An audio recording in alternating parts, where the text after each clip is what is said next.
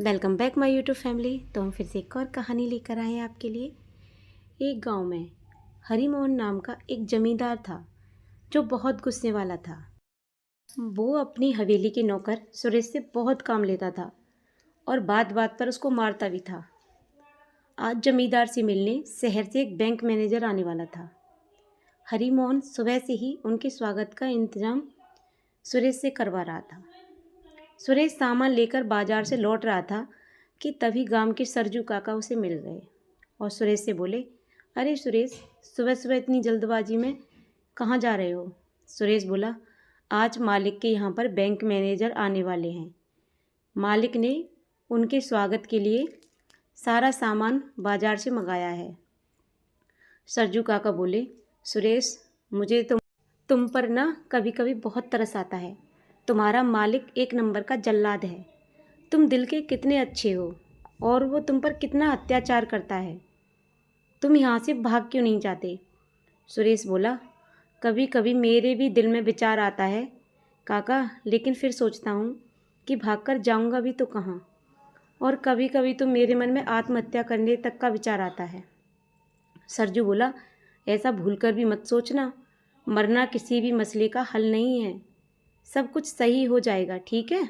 अच्छा, तुम जल्दी जाओ, वरना हरिमोहन फिर से तुम्हें बुरी तरह से पीटेगा।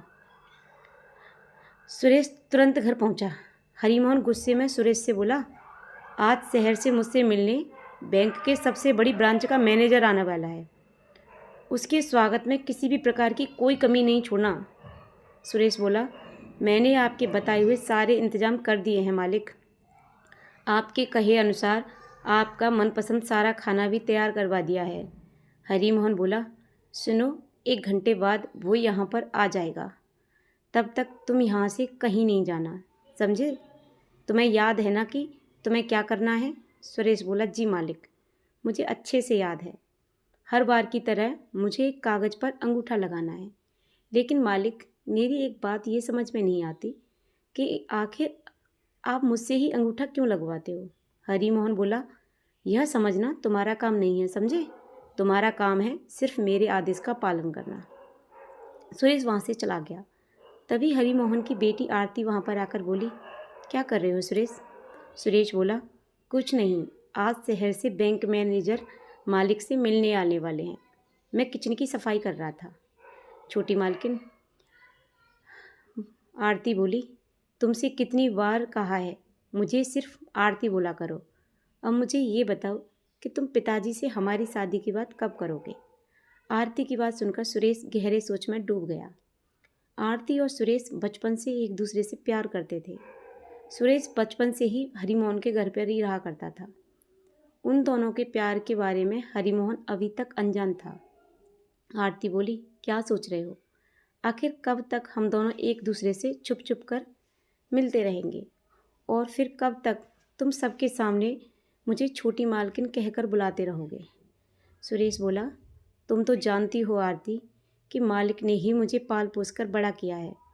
मुझे डर लगता है कि अगर कहीं मैंने हम दोनों की शादी की बात उनसे कही तो कहीं वो मुझे जान से ही न मार दें, क्योंकि तुम्हारी और मेरी हैसियत में ज़मीन आसमान का अंतर है। आरती बोली, ये सब तो तुम्हें मुझसे प्यार करने से पहले सोचना चाहिए था ना। मुझे कुछ नहीं पता। अगर तुम पिताजी से बात नहीं करोगे तो मैं खुद जाकर उन्हें बता दूंगी। अगर मेरी शादी तुमसे नहीं हुई तो फिर मैं जीवन भर कुंवारी ही रहूँगी। यह कहकर आरती वहाँ से चली गई। कुछ ही देर में बाद बैंक मैनेजर हरिमोहन के घर आ गया और हरिमोहन बैंक मैनेजर के स्वागत में लग गया। और हमेशा की तरह हरिमोहन बैंक मैनेजर के सामने सुरेश से बहुत ही प्यार से बात कर रहा था, मानो सुरेश उसका नौकर नहीं बल्कि उसका बेटा हो। बैंक मैनेजर बोला, मैंने तुम्हारे जैसा ईमानदार आदमी कभी नहीं देखा। तुमने तो बिल्कुल अपने ही बेटे की तरह पाल पोस कर बड़ा किया है। भला आज के ज़माने में इतना ईमानदार कौन होता है? बैंक मैनेजर की बात सुनकर हरिमोहन चौंक गया, क्योंकि इससे पहले उसके सामने ऐसी बात कभी भी नहीं बोली गई थी। हरिमोहन बोला, अब आपको क्या बताऊं मैनेजर साहब, जो कुछ भी है सब सुरेश का ही है। मैं तो बस उसका एक छोटा सा नौकर हूँ। मैनेजर बोला, नहीं नहीं, ऐसी बात नहीं है। हरिमोहन जी, आपने तो अपना पूरा फर्ज निभाया है। आज के ज़माने में कोई किसी के लिए इतना नहीं करता जितना कि आपने इस लड़के के लिए किया। तभी हरिमोहन सुरेश की ओर देखकर बोला, सुरेश, मैं तो भूल ही गया, हमारे बैंक मैनेजर को हमारे गांव के हलवाई की बर्फ़ी बहुत पसंद है। उसे तो मैं मंगाना ही भूल गया। जाओ जाकर हलवाई की दुकान से बर्फ़ी ले आओ। मैनेजर बोला, अरे नहीं नहीं हरिमोहन जी, इसकी क्या ज़रूरत है, वैसे भी मैंने मीठा खाना कम कर दिया है। हरिमोहन, बैंक मैनेजर साहब अच्छी तरह से जानते हो कि मैं आपको बिना मुँह मीठा कराए नहीं जाने देता। फिर सुरेश से बोला, तुम जाओ, जाकर बर्फ़ी ले आओ। सुरेश चुपचाप चला गया। सुरेश बर्फ़ी लेकर लौटा ही था कि उसे मैनेजर की आवाज़ सुनाई दी। सुरेश चुपचाप बाहर खड़ा होकर बैंक मैनेजर और हरिमोहन की बातें सुनने लगा। बैंक मैनेजर कह रहा था, आपने सुरेश की परवरिश बहुत अच्छी तरह से की है, लेकिन मेरी एक बात समझ में नहीं आई कि आपने उसे पढ़ाया लिखाया क्यों नहीं।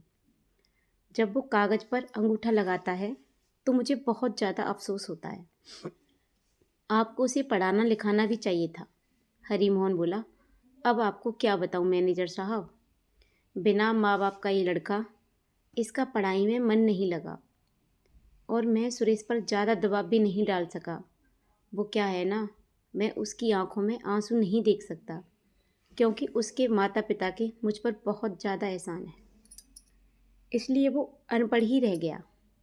और वैसे भी पढ़ाई लिखाई से आखिर सुरेश को क्या फ़ायदा होने वाला है, सब कुछ उसी का ही तो है मैनेजर साहब। मैनेजर बोला, बात तो आपकी सही है हरिमोहन जी, लेकिन फिर भी शिक्षा बहुत ज़्यादा ज़रूरी होती है। अब सुरेश बड़ा हो गया है, कम से कम उसे इतना तो पढ़ा लिखा दीजिए कि वो सिग्नेचर करना सीख जाए। और हाँ, बिलासपुर गांव में आप सुरेश को ले जाने वाले थे, आप वहाँ की ज़मीन जो उठाने वाले थे। हरिमोहन बोला, मैं इसी बारे में आपसे बात करना चाहता था। क्या सुरेश को वहाँ ले जाना ज़रूरी है? ऐसा नहीं हो सकता कि वहाँ सिर्फ हम दोनों जाएं और हमेशा की तरह सुरेश से अंगूठा लगवा लिया जाए। आखिर सब कुछ सुरेश की मर्ज़ी से ही हो रहा है। अगर आपको विश्वास न हो तो आप सुरेश से पूछ लीजिए। मैनेजर बोला, ये कैसी बातें कर रहे हैं आप? मुझे आप पर पूरा विश्वास है। आप बगैर मर्जी के कुछ भी नहीं कर सकते। सुरेश उन दोनों की बातें सुनकर हैरान रह गया कि तभी हरिमोहन की नज़र सुरेश पर पड़ गई। हरिमोहन बोला, सुरेश, अब तुम बाहर क्यों खड़े हो? अंदर आओ। तुमने बताया नहीं कि तुम आ गए हो। सुरेश ने चुपचाप बर्फ़ी हरिमोहन के हाथ में दे दी। हरिमोहन ने हमेशा की तरह एक सादा पेपर सुरेश के सामने रख दिया। सुरेश ने उस पर अंगूठा लगाया।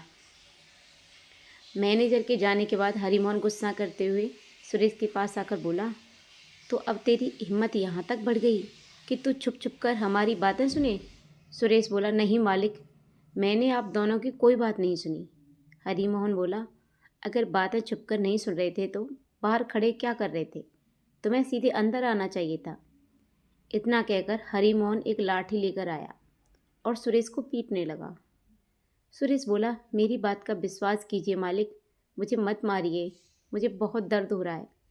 हरिमोहन बोला, मत भूल, तेरे शरीर से जो खून निकल रहा है उस पर भी मेरा अधिकार है। अरे, तेरी माँ ने तो तुझे पैदा होते ही कूड़े के ढेर में फेंक दिया था।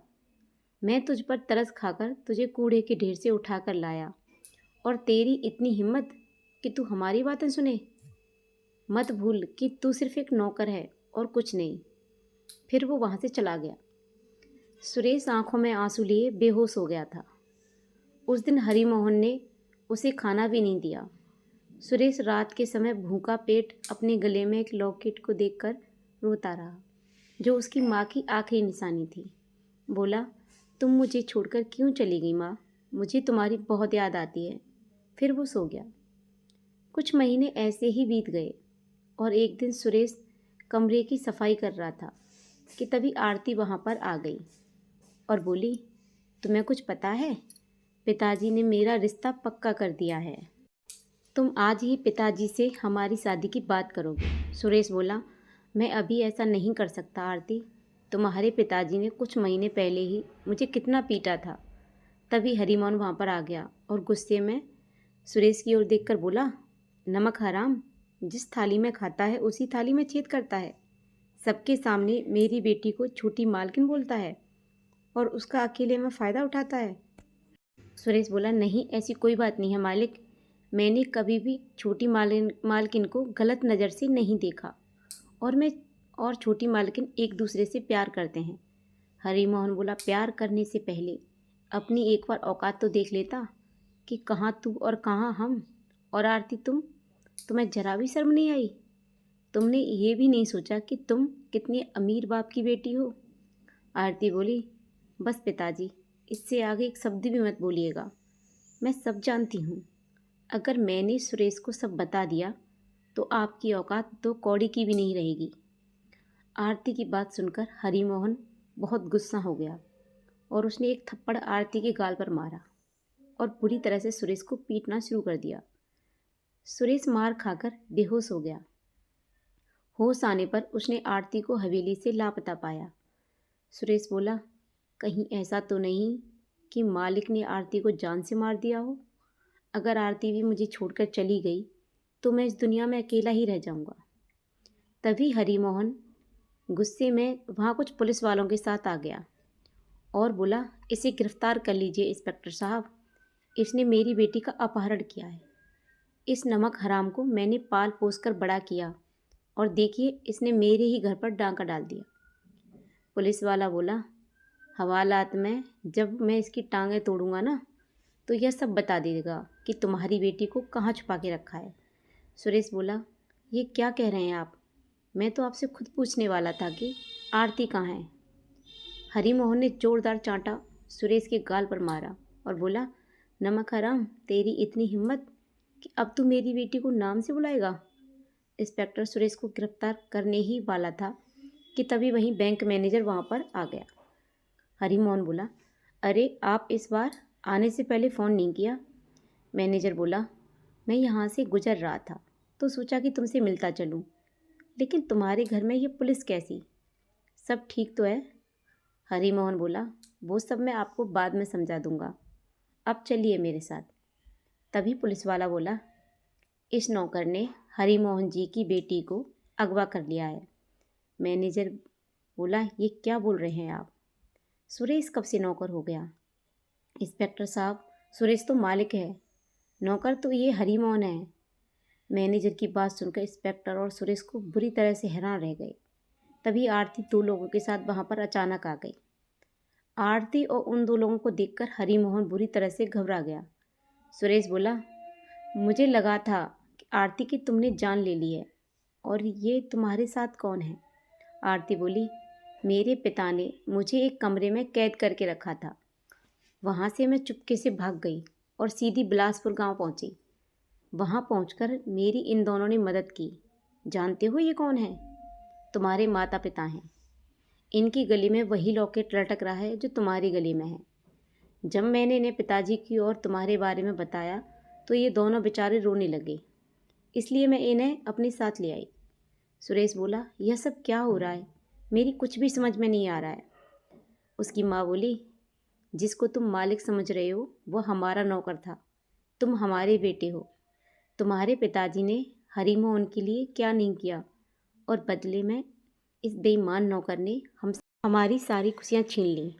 उसके पिता बोले, जब यही हरामखोर 10 साल का था तब मैं इसे सड़क से उठाकर अपने घर लाया था। मैंने इसे पाल पोस कर बड़ा किया था, लेकिन समय के साथ मैं और मेरी पत्नी समझ गए कि इसकी नज़र हमारी सारी संपत्ति पर है। एक आदमी द्वारा मुझे पता लगा कि ये संपत्ति के लालच में मेरी और मेरी पत्नी की हत्या करना चाहता है। उस समय तुम सिर्फ 4 साल के थे। मैंने अपनी सारी संपत्ति और सारा बैंक बैलेंस तुम्हारे नाम कर दिया। जब यह बात इसको पता लगी तो वह गुस्सा होकर तुम्हें हमसे छीन कर ले गया। सुरेश बोला, अगर ऐसी बात थी तो फिर आपने पुलिस में शिकायत क्यों नहीं की? माँ बोली, बेटा, इसने हमें धमकी दी थी कि अगर हमने किसी भी तरह की जानकारी पुलिस को दी तो वह तुम्हें जान से मार देगा। हम सिर्फ तुम्हारी जान बचाने के लिए आज तक चुप रहे, लेकिन अब नहीं, मुझे विश्वास था कि एक ना एक दिन तुम ज़रूर मिलोगे। मैनेजर बोला, सुरेश, ये दोनों पति पत्नी सही कह रहे हैं। मैं इन्हें पहचानता हूँ। ये दोनों तुम्हारे माता पिता ही हैं। हरिमोहन ने मुझे अब तक यही बताया था कि ये दोनों सालों पहले मर चुके हैं। मुझे अभी भी यकीन नहीं कि ये इतना बड़ा धोखेबाज हो सकता है। मैनेजर बोला, इंस्पेक्टर साहब, इस धोखेबाज को तुरंत गिरफ्तार कर लीजिए। हरिमोहन घबरा गया। वह हाथ जोड़कर रोने लगा और बोला, मुझे माफ़ कर दो मालिक, मैंने सुरेश को अपने बेटे की तरह ही पाला है। सुरेश बोला, झूठ मत बोल, तूने मुझे हमेशा नौकर की तरह ही रखा है, जबकि तू मेरा नौकर था। तेरी वजह से मैं इतने सालों से अपने माता पिता से दूर रहा। फिर बोला, गिरफ्तार कर लीजिए इसको। पुलिस ने हरिमोहन को गिरफ्तार करके जेल में भेज दिया और सुरेश ने आरती के साथ शादी कर ली और वे सब सुखी परिवार की तरह साथ साथ रहने लगे। तो आप लोग बताना कि आपको ये कहानी कैसी लगी। अगर आपको ये कहानी अच्छी लगी हो तो प्लीज़ अच्छे अच्छे कमेंट करना, और आप हमारे चैनल पर नए हो तो प्लीज़ हमारे चैनल को सब्सक्राइब करना, लाइक करना, शेयर करना, और ऐसी मज़ेदार कहानियों के लिए बने रहिए हमारे चैनल पर। मिलते हैं एक और वीडियो में एक और कहानी के साथ। तब तक के लिए thank you so much. Bye bye everyone. जय माता दी।